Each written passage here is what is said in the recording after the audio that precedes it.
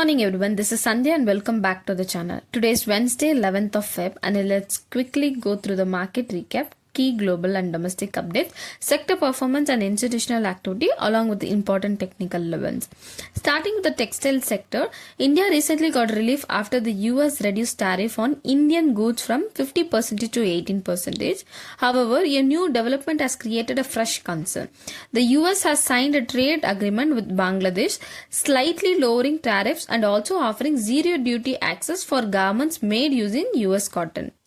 Now this creates two important challenges for India. First, the tariff gap between India and Bangladesh has narrowed, which is significant in low margin industry like textiles. Second, Bangladesh may now shift its cotton sourcing to the US, which could impact India's cotton yarn exports.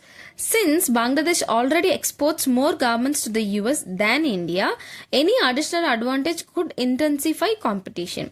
Indian exporters are now urging the government to negotiate similar benefits to remain competitive.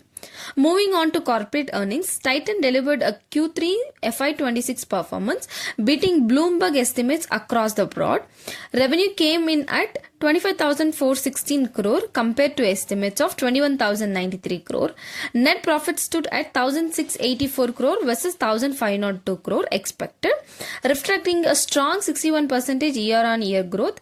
EBITDA was reported at 2,657 crore with margins at 10.8%, comfortably ahead of expectation. Overall, it was a solid performance driven by festive demand and operating leverage. Now coming back to the markets, Nifty 50 closed above 25,900, reflecting continued bullish sentiment and broad-based participation. Immediate support is placed around 20,820, followed by 25,500 and 25,000 level. On the upside, resistance is seen near 26,000.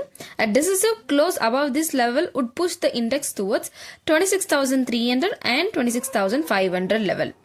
Overall, the biases remains cautiously bullish as long as the key support levels hold. Looking ahead of Bank Nifty also maintained a positive momentum, closing around 60,606. The index is comfortably trading above 60,000 mark. The immediate support is seen near 60,400 and then 59,700, while resistance is placed around 61,400 and 62,000 level.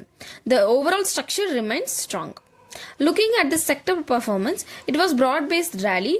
Auto, metals led the gain, indicating a strong industrial demand and a renewed optimism. Capital markets and defense indices also performed well.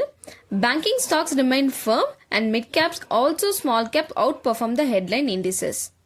In terms of institutional activity, both FII and DII were net buyers. Month to data, FII have bought equities worth of 4,969 crore, while DII have invested around 4,070 crore. On the Feb 10th of specifically, FII were net marginal buyer of 69 crore, while DII showed stronger participation with net buying of 1,174 crore. Domestic institutions continue to provide strong support to the market. Announcing Q3 results today include Ashok Leyland, Avanti Feeds, Divi's Labs, Godrej Industry and Kalyan Foods, etc. I have also attached the list of top gainers and losers for your reference. And that's all for that. It's purely for educational purposes. I'm not a SEBI registered advisor.